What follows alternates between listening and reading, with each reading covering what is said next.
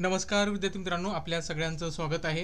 विद्यार्थी मित्रांनो, आपण 2023चा इंग्लिश मीडियमचा पेपर 2 बघत आहे आणि थर्ड लँग्वेज बघत आहे म्हणजे मराठी. मराठीवरचे जे काही इम्पॉर्टंट प्रश्न आहेत ते कसे विचारले जातात हे तुम्हाला समजायला पाहिजे, त्यासाठी आपण हा व्हिडिओ बघत आहे. हा पार्ट 2 आहे. पार्ट 1 जर तुम्ही बघितला नसेल तर तो अगोदर बघून घ्या. आणि विद्यार्थी मित्रांनो, जर तुम्ही 2025साठी स्कॉलरशिपची जर तयारी करत असाल तर आपण फेब्रुवारी मंथपासून स्कॉलरशिपचा वर्षभर चालणारा कोर्स सुरू करत आहे. त्याच्यामुळे तुम्हाला मागील 7 वर्षाचे पेपर सोल्युशन, अभ्यासक्रमानुसार सर्व घटकावर व्हिडिओ, प्रत्येक घटकावर टेस्ट, पेपरपर्यंत ऑनलाईन सपोर्ट, डेली व्हिडिओज आणि टेस्ट या सगळ्या गोष्टी आपण त्याच्यामध्ये शिकणार आहे. काय अडचण आली तर आम्हाला या नंबरवर व्हॉट्सअप करा. तुमचं मीडियम कुठला पण असू द्या, इंग्लिश असू द्या, सेमी असू द्या किंवा मराठी असू द्या, सगळ्यांसाठी आपण कोर्स घेऊन येणार आहे.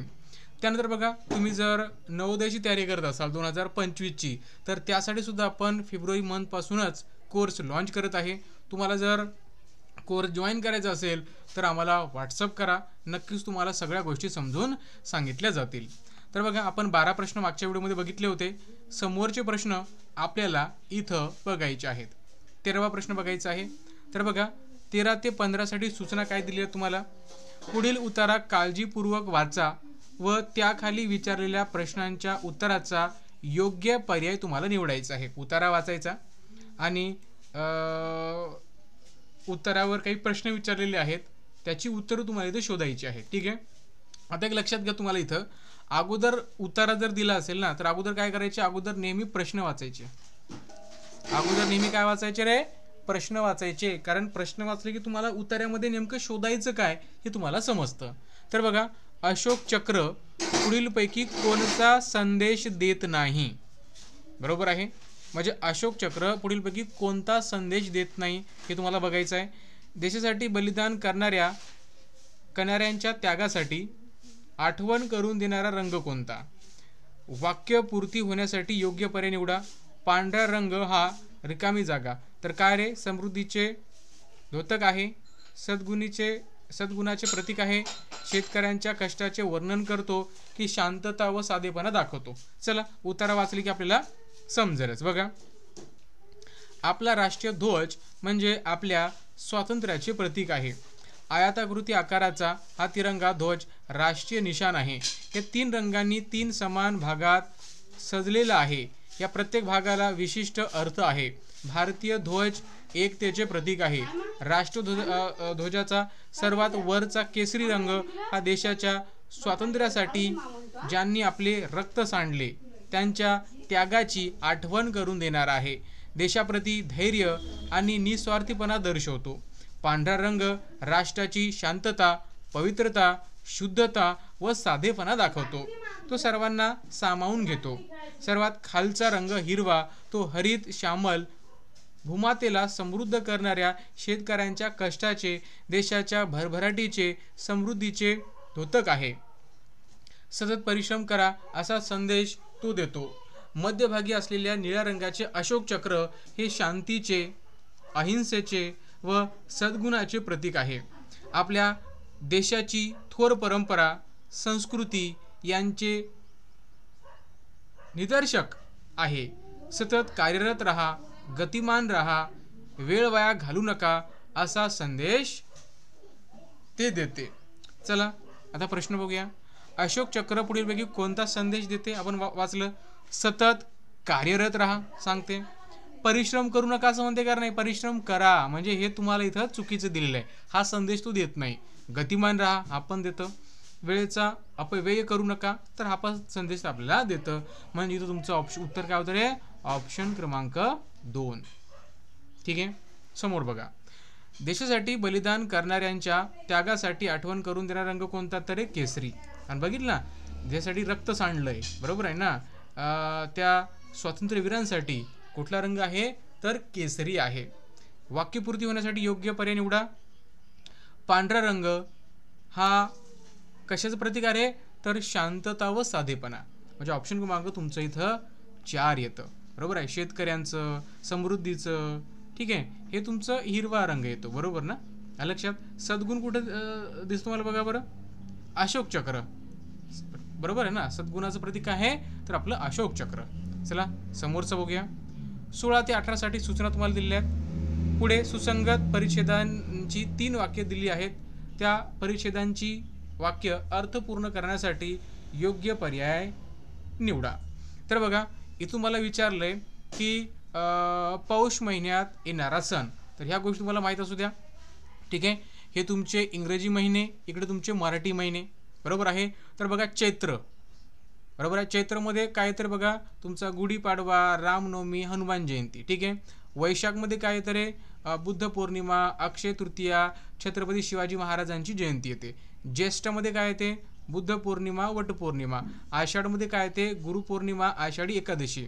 श्रावणमध्ये काय तर नागपंचमी, रक्षाबंधन, नारळी पौर्णिमा, गोकुळ अष्टमी व पोळा. हे महत्त्वाचं आहे, श्रावण महिना हे लक्षात ठेवा.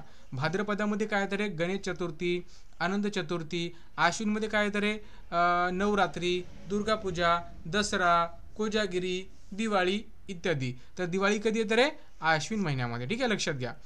कार्तिकमध्ये काय तर बलिप्रतिपदा, भाऊबीज, कार्तिक एकादशी, तुळशींचा विवाह, त्रिपुरा पौर्णिमा हे येत असतं. ठीक आहे. त्यानंतर मार्गशीर्षमध्ये मार्गशीर्ष लक्ष्मीपूजन, देवदिवाळी, दत्त जयंती. पौषमध्ये येतं तुमचं मकर संक्रांती व पौष अमावस्या. तर इथं बघा तुम्हाला दिलं आहे पौष महिन्यात येणारा सण म्हणजे काय आहे तुमची मकर संक्रांती, म्हणजे ऑप्शन क्रमांक काय तर तुमचं 3 येतं. संपलं. ठीक आहे. आता बघा मकर संक्रांती येते, मग त्याच्यावर प्रश्न मला खाली विचारलेला आहे. या सणाला स्नेहाचे प्रतीक म्हणून सर्वजण एकमेकांना रिकामी जागा देतात. तर मकर संक्रांतीला आपण काय देतो रे, तिळगुळ देतो ना. तर ऑप्शन क्रमांक तुमचं काय तर इथं हे येतं, बरोबर ना. समजलंय. या दिवशी सूर्य राशीत प्रवेश करतो, हे महत्त्वाचं आहे. ठीक आहे. तर याचं उत्तर काय तर सांगा बरं. या दिवशी सूर्य जो आहे तो तुमचा कशामध्ये प्रवेश करतो, तर तो तुमचा मकर राशीमध्ये प्रवेश करतो. म्हणजे ऑप्शन क्रमांक तुमचं इथं काय तर 3 येतं. ठीक आहे. चला नंतर घ्या 19वा प्रश्न. गाळलेल्या जागी योग्य समूहदर्शक शब्द निवडा. ठीक आहे. प्रजासत्ताक दिनी राजपथावर सैनिकांची झुंड असते का नाही, टोळी असते का नाही, दिंडी असते का नाही, तर पलटण असते, बरोबर ना. दिमाखात संचलन करीत होती. म्हणजे ऑप्शन क्रमांक तुमचं इथं 1 बरोबर येतं. ठीक आहे. चला प्राणी व त्यांचे ध्वनिदर्शक शब्द यांच्या जोड्या दिल्या आहेत, त्यापैकी अचूक जोडी निवडा. तर बघा तुम्हाला मी अगोदर दाखवतो. ठीक आहे. हे बघा इथं हे महत्त्वाचं आहे. ठीक आहे. कोणता प्राणी कसा इथं आवाज काढतो हे तुम्हाला समजून घ्यायचं आहे, बरोबर आहे ना. बघा डासांची बघा कावळ्यांची कावकाव असते, कोकिळेची कुहुकू असते, पक्ष्यांचा मंजूळ आवाज जो किलबिल असतो, कोंबड्यांचे आरवरणे असते. ठीक आहे. घोड्यांचे किंकाळणे असते, सिंहांची गर्जना, म्हशीचे रेकणे, कुंत्र्यांची भुकणे, डासाची भुनभुन, कोल्ह्याची कोल्हेकुई, भुंग्यांचा मधमाशांचा गुंजारव, बकरींचे बेबे. ठीक आहे. मोरांचं नृत्य कसं असते रे थुई थुई, चिमणीची चिवचू, कोंबड्याचे कुकुचकू, बरोबर ना. पक्ष्यांचं काय असते भांडण कलकलाट, पक्ष्यांचा पंखांचा फडफडाट, गाईचे हंबरणे, बेंडकाचे डराव डराव, शेळीचे बेबे. ठीक आहे. कबुतराचे घुमणे, सापांचे फुसफुसणे, वाघाची डरकाळी, हत्तीचा चित्कार व मांजरीचे म्याव म्याव. समजले. चला हे लक्षात घ्या. आता बघा समोर तुम्हाला प्रश्न दिलेला आहे त्यावरच तुम्हाला ते बघायचं आहे. तर प्रश्न बघा. प्राणी आता बघा साप कसा करतो रे, फुसफुस करतो ना, बरोबर आहे. म्हणजे चुकीचं आहे. घुबड चित्कारते का, तर हे पण चुकीचं आहे. हत्ती फुतकारतो का, तर नाही. माकड भुकार करते. मग ऑप्शन क्रमांक 3 तुमचं इथं बरोबर येतं आहे. ठीक आहे. तुम्हाला मी आत्ताच दाखवलं, तर तुम्हाला या गोष्टी लक्षात ठेवायच्या आणि त्याच्यानुसार प्रश्न सोडवायचा आहे. ठीक आहे. चला समोर जाऊया. बघा आता वाक्यातील अधोरेखित शब्दाचा समानार्थी शब्द तुम्हाला पर्यायातून निवडायचा आहे. सर्कशीतील विदूषकाने सर्वांचे खूप मनोरंजन केले.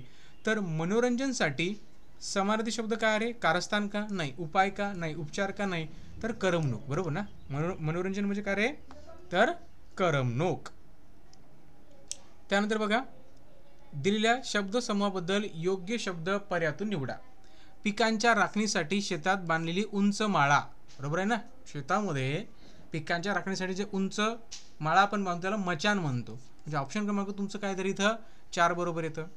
प्राणी व त्यांची घरे यानुसार अयोग्य जोडी तुम्हाला निवडायची आहे. अयोग्य. हत्तीसाठी अंबरखाना बरोबर आहे. घुबडासाठी ढोली बरोबर आहे. मुंगीसाठी वरुळ बरोबर आहे. सुगरण बघा, सुगरणसाठी काय असतं रे? आता मला सांगा, पागा कशासाठी असतो रे? घोड्यासाठी असतो ना. ठीक आहे. सुगरणसाठी खोपा आपण म्हणूया. ठीक आहे. तर हे तुमचं इथं चुकीचं आहे. आणि बघा तुम्हाला मी इथं सगळं दिलेलं तुम्हाला. ठीक आहे. उंदराचे बीळ, घोड्यांचा तबेला किंवा पागा, गुरांचा गोठा, माणसाचे घर किंवा सदन, मुंग्यांचे सापाचे वारूळ, हत्तींचा अंबरखाना किंवा हत्तीखाना, पक्ष्यांचे घरटे किंवा खोपा, पोपटांचा पिंजरा किंवा ढोली, कोळ्यांचे जाळे, सिंहाची वाघाची गुफा, चिमणीचे घरटे, कोंबडीचे खुराडे, मधमाशाचे पोळे, सापांचे बीळ, घुबडाची डोळी. चला प्रश्न बघा. दिलेल्या वाक्यातील अधोरेखित शब्दाचा योग्य पर्यायातून निवडायचं तुम्हाला. ठीक आहे. मित्रामध्ये कळ लावून बघा, अधोरेखित शब्द म्हणजे याच्या खाली लाईन केलेले, हा झाला तुमचा अधोरेखित शब्द. त्याचा योग्य अर्थ तुम्हाला शोधायचा आहे. मित्रामध्ये कळ लावून पाळलेल्या हर्षच्या पोटात कळ उठली. आता कळ इथं शब्द 2 अर्थाने वापरला. ही कळ म्हणजे काय? भांडणाची कळ. आणि ही कळ म्हणजे पोटामध्ये दुखणे. बरोबर ना. मित्रामध्ये कळ लावून म्हणजे मित्रामध्ये भांडण लावून पळालेल्या हरच्या पोटामध्ये कळ उठली म्हणजे वेदना झाल्या, पोट दुखू लागलं. म्हणजे इथं ऑप्शन क्रमांक तुमचं 1 बरोबर येतं. ठीक आहे. चला, हा 25वा प्रश्न आणि हा प्रश्न सगळ्यांना होमवर्क आहे. ठीक आहे. सगळ्यांनी याचं उत्तर मला व्हिडिओच्या कॉमेंटमध्ये सांगायचं आहे. ठीक आहे. पुढीलपैकी कोणत्या पर्यायात जोड शब्द आलेला नाही? सोपं आहे रे. ठीक आहे. गोरा गोमटा, धन दौलत, तंडा बखेडा. तर हवामान हा शब्द आहे की जो जोड शब्द नाही. तुम्हाला व्हिडिओ कसा वाटला नक्की आम्हाला सांगा. आणि तुम्हाला जर ऑनलाईन कोर्सेस जर जॉईन करायचे असतील तर आत्ताच आम्हाला या नंबरवर व्हॉट्सअप करा. चला थांबूया, व्हिडिओ पुढच्या व्हिडिओमध्ये.